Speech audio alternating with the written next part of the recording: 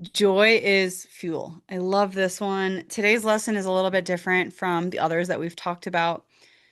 Yes, we've covered a lot of things that are important, and no, this isn't a long video. Yes, we've talked about load versus capacity, the pain rules, movement quality, strength balance, hierarchy of needs, communication, recovery, all of these things.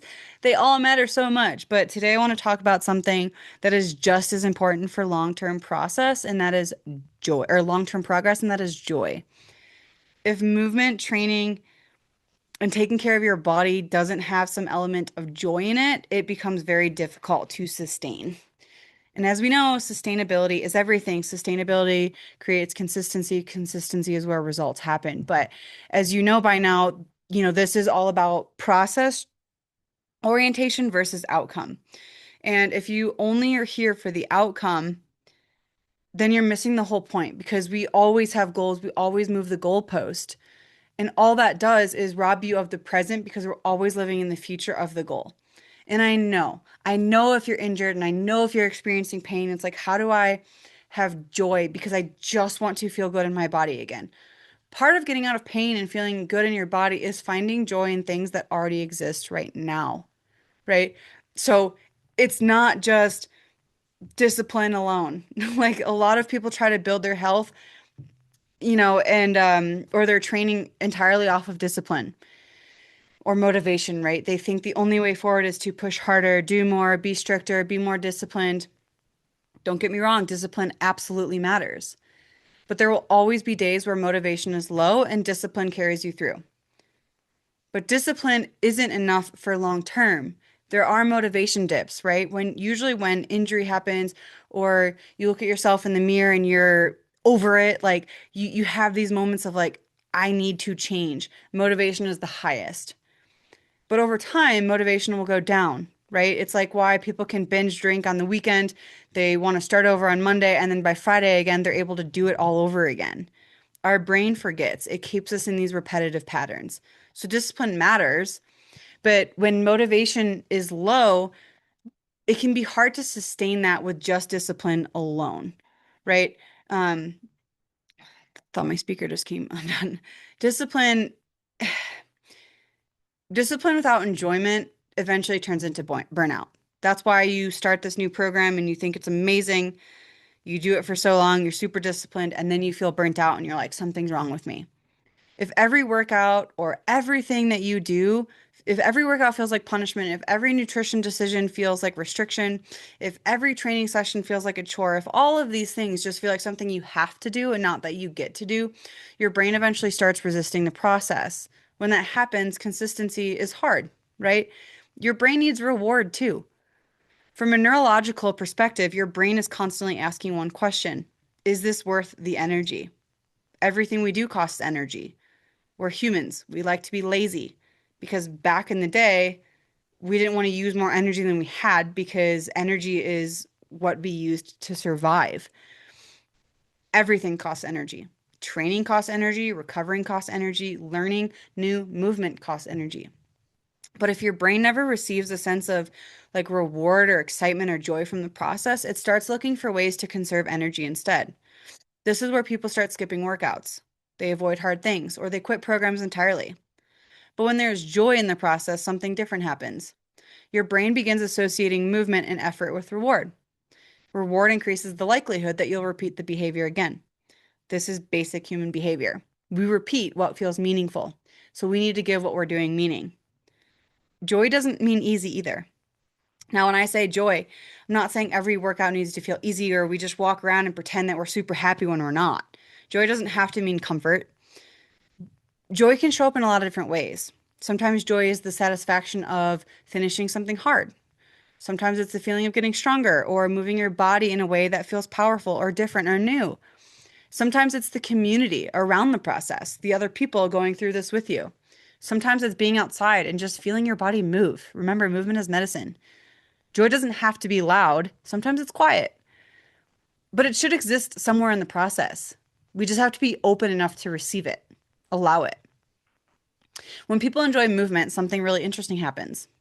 They become more consistent. They recover better, right? Goes back to nervous system. Your body is happy with what you're doing. Less stress in your body. You recover better.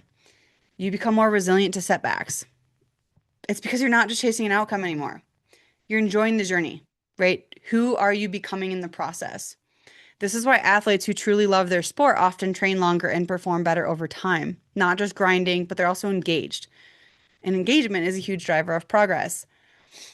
I don't know when you're watching this relative to the 2026 Winter Olympics, um, but oh shoot, I can't remember her name now. The winner of the figure skating, the gold medalist from America, she retired at age 16 because she wasn't finding joy anymore. And she started living her life and traveling, getting tattoos, dyeing her hair, all of these things, and decided to try figure skating again after downhill skiing and how much fun and how exhilarating it was. And so this is somebody that retired that was burnt out and then came back to the sport out of joy. And then she won the Olympics gold. And you can see it in her energy, in her life, and how she showed up during her last skate. It's absolutely incredible. Joy matters for progress. Health and performance are long games, right? You have one body. We're not just trying to reach a goal in 16 weeks to just stay there forever. You have your whole life. We're not trying to win the next 2 weeks. We're trying to build something that lasts for your entire life. When something is meant to last years, the process has to feel sustainable. That means finding ways to enjoy movement so it is sustainable, finding things that you look forward to, finding the parts of training that feel rewarding instead of draining, or not just doing it for the sake of doing it. Like, what is your why? Movement is beautiful. There are hundreds of ways to move your body. If you're just moving for an aesthetic goal, it's hard to enjoy the process if you're not where you want to be aesthetically. But if you enjoy the process, consistency becomes easier. Consistency is what creates results. Maybe it's time to reconnect with why you move. Another important part of joy is remembering why you started in the first place. Most people didn't start moving because they hated it, right? It's because you wanted to feel capable. That's why you're here. You want to explore, to play sports, to feel strong, to keep up with your kids, to climb mountains, to travel the world, to get out of bed, out of pain, to experience life fully. All of those reasons matter. Continuing to reconnect with them frequently, not just at the beginning of your journey, can bring you a lot more energy and joy back into the process. Because joy is what also builds capacity, right? This is from a physiological perspective, which is interesting. We talk about we want to increase our capacity. It's how you get out of pain. It's how you get more out of life. Joy has a role in that.